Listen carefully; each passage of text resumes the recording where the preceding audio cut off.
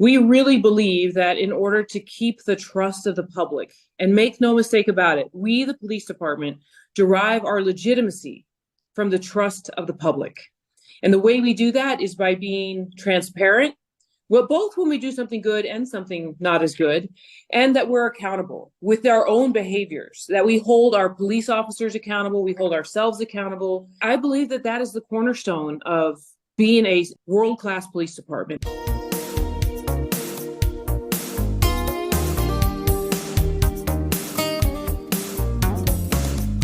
Welcome to the Excellent International Leadership Podcast. Your host today works with the world's leading experts on international leadership, helping them find purpose and implement their vision. She's a master certified coach and facilitates a mastermind for CEOs of international companies.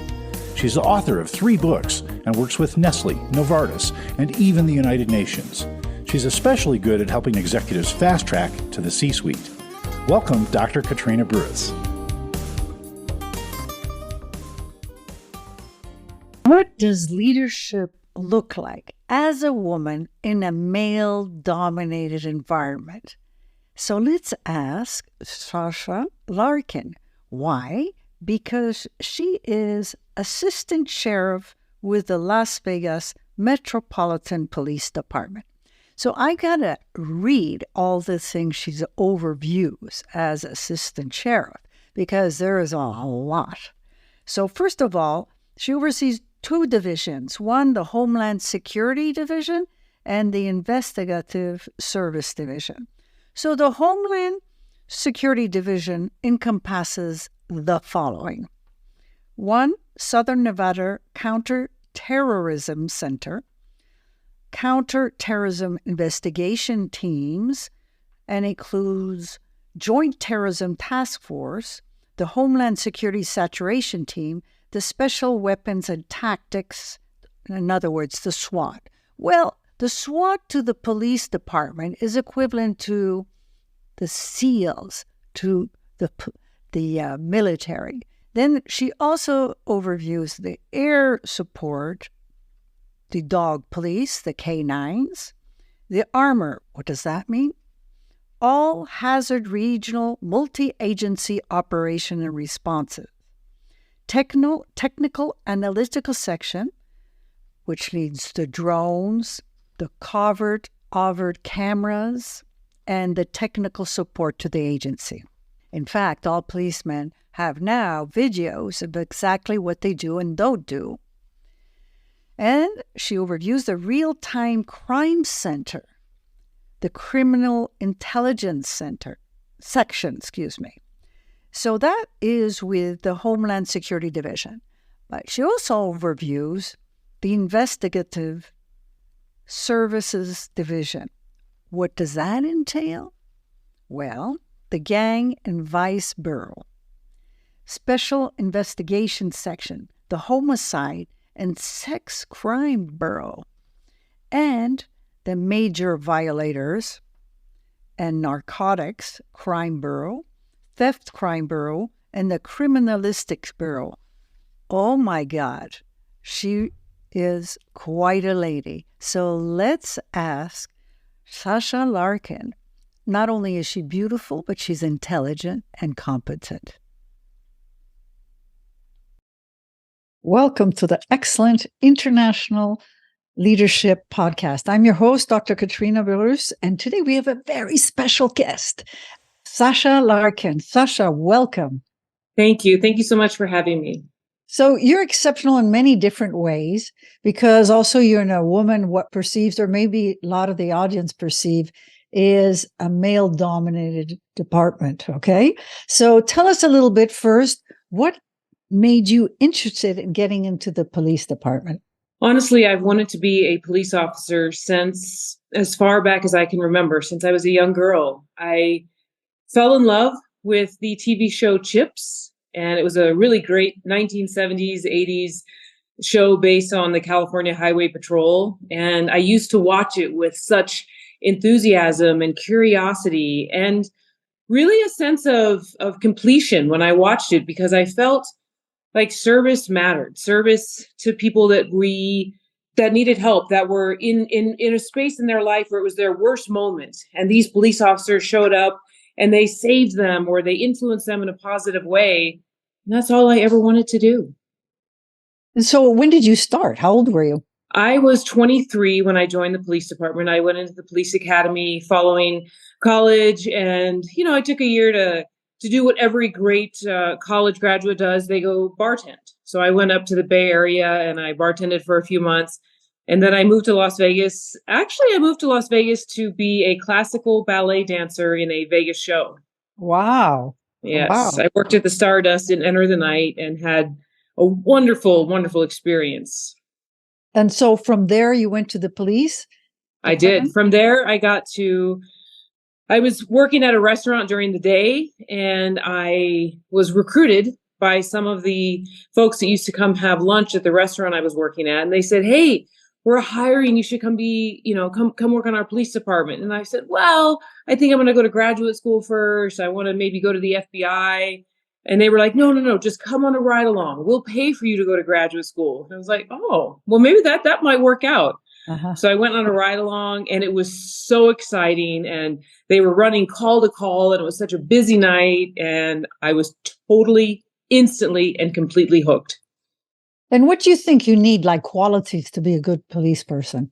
I think you need a true desire. I think you have to have passion for people. That's the first thing.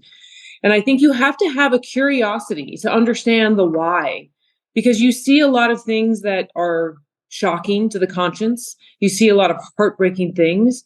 And I think you have to have a curiosity to get to the bottom of it, to understand what makes somebody tick. Why does somebody choose to try drugs? What is the result of behavior that makes them homeless? What precedes addiction, right? Because none of these things exist exclusive on their own. And I think a good police officer also has a true love for community and to bring people and things together. Yes, okay. But you do see a lot of hard and difficult situations. What do you need personally to sort of to be less stressed when you see that? That's a great question. And I wouldn't have been able to answer that 25 years ago. But the truth is, you need the power of assimilation. And in complement with that, you need resilience.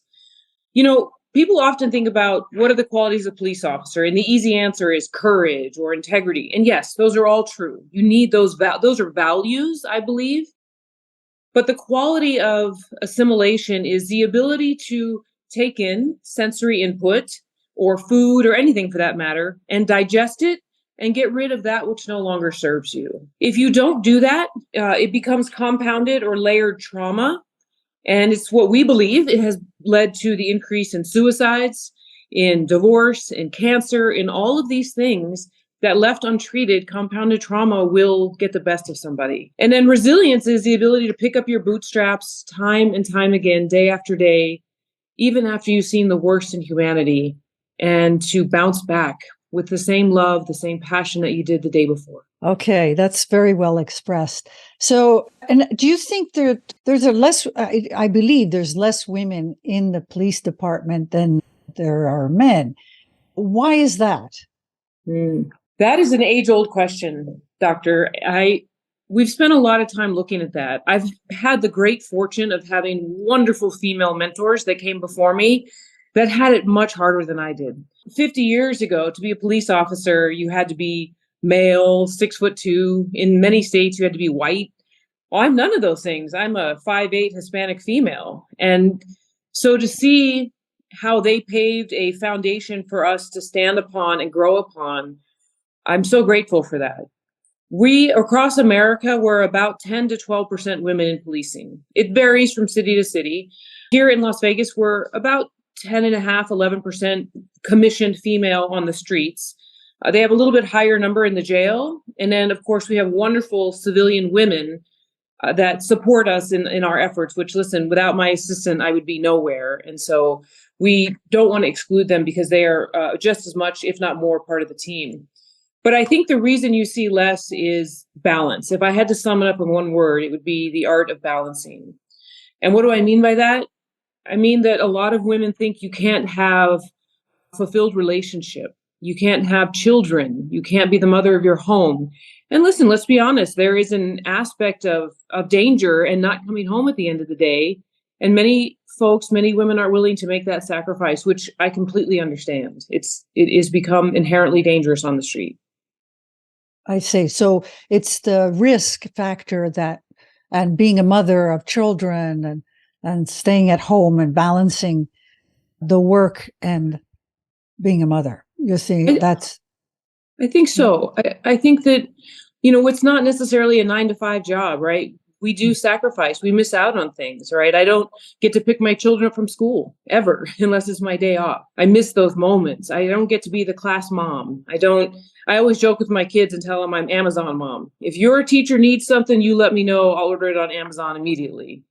But I can't show up at 2:00 in the afternoon on a Wednesday and show up for the Halloween party or the Christmas party. So I feel like a lot of women aren't willing to make that sacrifice, which I completely respect and understand. And to be fully transparent, I didn't become a mom until my mid-30s. So the early decade and a half of my career, when I was out there working the street, working swing shift, working graveyard, I didn't have to balance children. And I don't know that I would have done it as effectively if I had to do that balance. But it is possible. Many fabulous women do it across the country, across the world every day. So it is possible. I just started later in life. So what did you learn or have to learn to have that balance at mid-30s? I had a understanding already of policing, right? By the time I had 12 years, 15 years on the job, I understood enough about police work, the camaraderie, where I wanted my career to go, that I was able to then take jobs that allowed me to work day shift or allowed me a little bit more flexibility and understanding. But I'll tell you this, I've never been sorry. It is, as far as I'm concerned, the greatest career in the world. Now we joke, listen, I'll never be a millionaire. I'll never, have stocks and bonds options through my work. But what I do have is a different day every day. What I do have is the chance to go into the community and learn what makes people tick. I get to learn about people's backgrounds and upbringings and find ways so they don't feel disconnected and separate from the greater whole, from the greater community. Because I believe when people feel separate from, it increases their desire for violence, their propensity for violence, radicalization, all of those things that we see plaguing our world. And I think we in law enforcement have a great opportunity to close that divide. So how does the police do that? We spend time getting to know who makes up our community, number one. And secondly, what do they need? Because we can't be so arrogant as to assume that we know what the Muslim community needs, the West African community needs, the Jewish community needs, right? I can't go in and just thrust my views and my desires and think that that's what they want as well. So we spend a lot of time asking, how can we serve you, right? What do you actually need to feel a greater sense of peace within your own community and more connected and understand the police department that serves you? Because I'll give you a great example. The first time my guys and I, many years ago, it was probably 2008, 2009, the very first time we went into a mosque. My guys couldn't understand why we had to take our shoes off. Why is that a thing? And they couldn't understand why we couldn't understand that we had to take our shoes off. It's just your shoes. Why would you not take them off? Right? Such a simple act became a point of contention. So we sat down together and I said, can you explain to us the tradition, the culture, or the sign of respect with taking your shoes off? And after they did so, my guys were like, oh, okay, yeah, no problem. Because in their head, they thought the shoes was they didn't want to get their floor dirty or, something very simple, where really it ran much deeper than that. So we spend a great deal of time learning about the community and in partnership, teaching them about us. And it's been really a recipe for success over the last 2 decades. And what are the teachings that the police want to give to the community? We want them to understand the why. Why, when we show up on a domestic violence call, do we have to do A, B, and C? Why do we ask the questions we ask? Why do we want to pat someone down? Why are we afraid that there's weapons? all of the things that, and listen, in the age of refugees and immigrants across our country, people come from various understandings of the police. In many countries, the police are corrupt or violent, right? You can pay them off when you get stopped on a traffic stop. Here, it is obviously very different. And so we have to explain to them who we are, what makes up our culture, and why we are different from where they come from. So we can remove that layer of fear. Another good example is in many of our area commands, especially on the east side of town, we have a higher level of immigrants or refugees from Mexico or Cuba or Spanish-speaking countries where they are afraid that we work in partnership with ICE. Well, we are not immigration, right? We do not enforce immigration laws. We do not stop somebody and ask them their immigration status. That is not our job. We are here to enforce the law as far as crime. And so people won't call the police if they're afraid that when we show up, we're going to whisk them away for their immigration status. So that's been a big hump for us to overcome, to teach them we're just here to serve and protect you. Your immigration status is your business. You deal with that with ICE and whoever, Customs Border Patrol. Right. Very good. So you talk about culture. Let's look at the culture of the Metropolitan Police.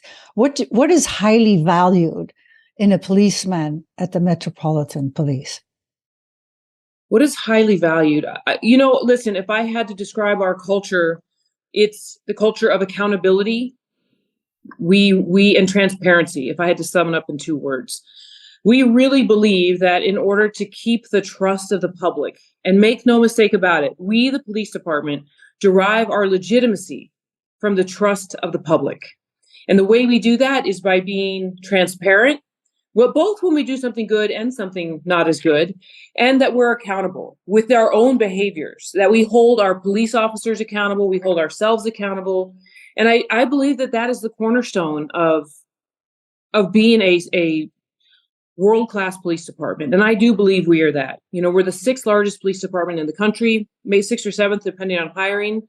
And we serve a community greater than 2 million with 48 million visitors a year, Nellis Air Force Base, Creech Air Force Base, 15 of the world's largest hotels. I mean, this weekend alone, we're going to have major sporting events. We'll have big holidays, large concerts, and it's just common practice. And we do it over and over again. And in the middle of all of that, cops are out there fighting crime, saving lives, helping people, all of those things in cornucopia with each other. And it's really just such a wonderful place to work. Okay, so now I'm going to ask the reverse question. What would get you fired from the police besides corruption? Lying. We fire people for lying. If you're brought in for an official investigation and you lie, you're done. It's just, there's no negotiation about it. And obviously criminal activity, you get fired for, committing a crime. But we have no tolerance for people that don't have the integrity to tell the truth. And I think that is, if you can't trust us, then we're not doing our job. And if we can't trust each other, there's a major issue there. And I do believe in our system. And listen, it goes everything from minor things to use of force incidents. And it's a really neat time in policing right now because of the advent and integration of body-worn cameras. And it was a hard culture shift because the cops felt like we were trying to spy on them or we didn't trust them. But the truth is, those cameras catch them doing more things well than bad. Because those cops are out there doing the right thing. I believe that day in and day out. Do they use profanity when they shouldn't from time to time? Of course. Do they misstep from time to time? Absolutely. And do we catch that on body-worn camera? We do. And do we hold them accountable? Absolutely. But now the culture has shifted to where the cameras clear them from community members trying to say they did something inappropriate or cussed at them. And now they like having those cameras because I do believe 99% of the time they're doing the right thing. So what was the movement to have those cameras? What shifted to make that obligatory? I believe the public reached a point after incidents that swept across the nation that they wanted to know. They wanted that level of accountability. And honestly, it's a good thing because then we also have the ability to review incidents and learn from them. May they be officer-involved shootings, use of force incidents, anything where we can break them down and show the police officers, look, do you see how you went this way instead of that way? Do you see how you stood? Like, we can really teach them and prevent further shootings or further poor incidents by using those videos. And I think it's a win-win, community and police. Okay. So, and you're also responsible for several departments. I mean, tell us a little bit about the different departments for the listeners that don't know the Metropolitan Police, and what particular skill set does it entail for you to have to overlook these different departments?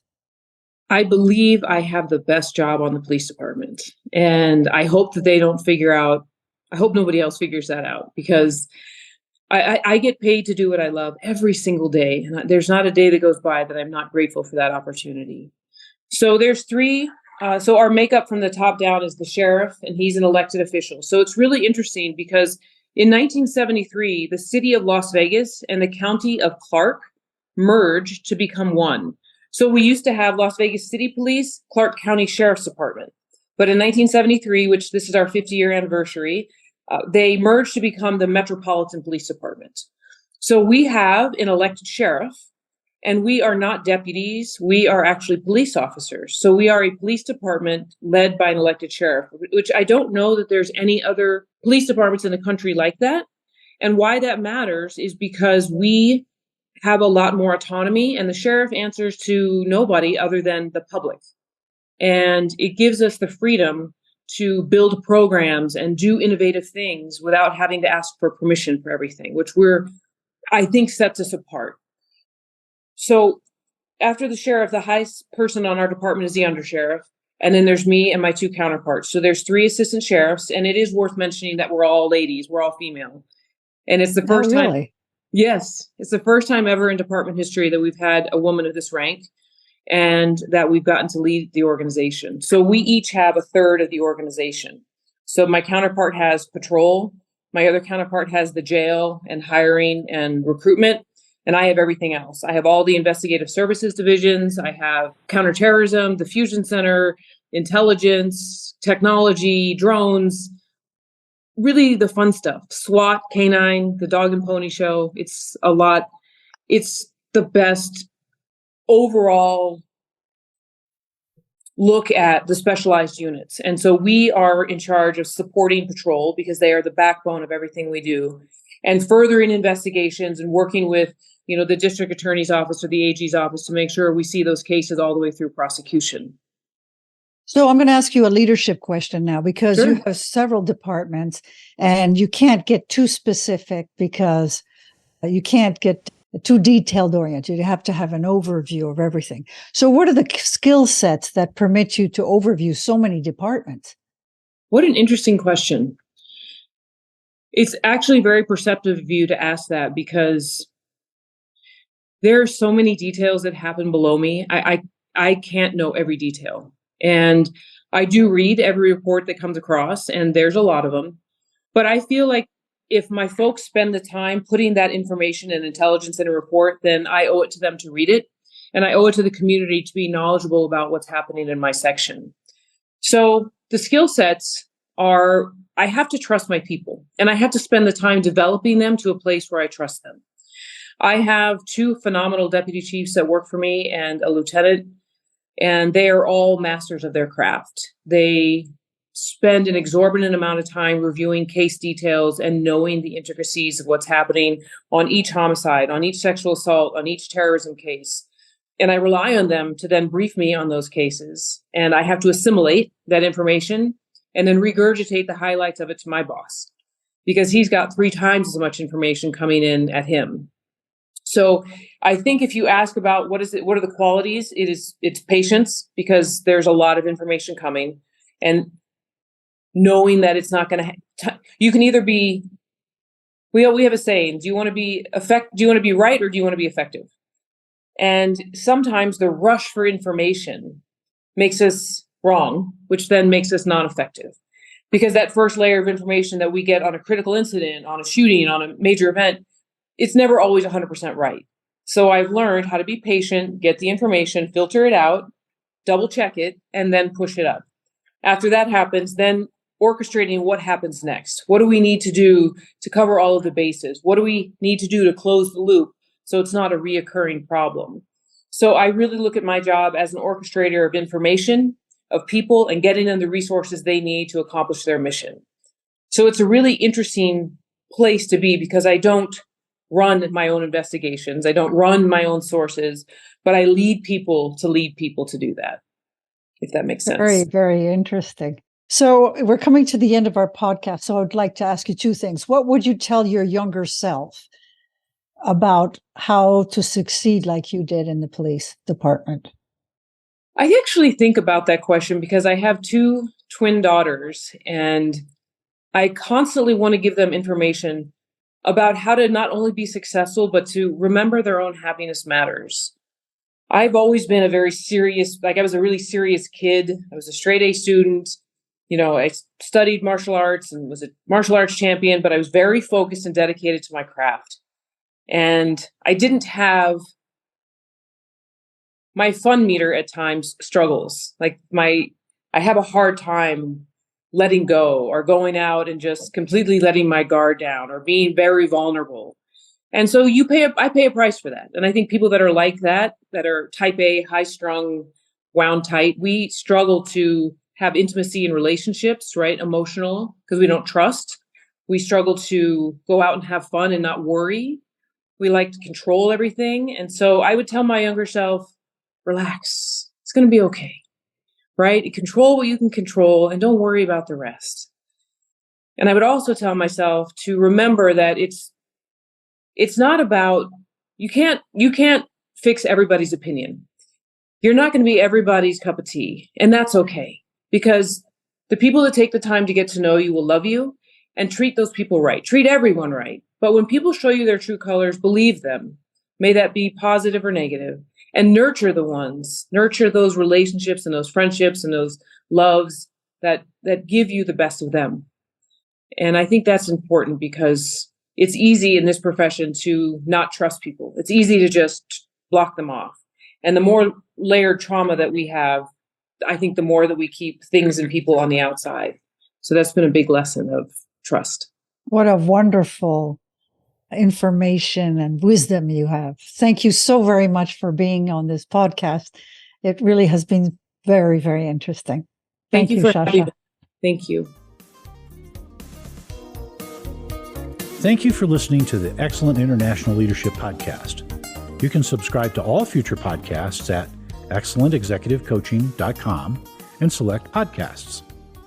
Join us each Thursday to learn more about the latest trends in leadership techniques and bring your leadership to the next level. To learn more about Dr. Burrus's coaching programs and the International Leadership Mastermind, use the contact form at excellentexecutivecoaching.com.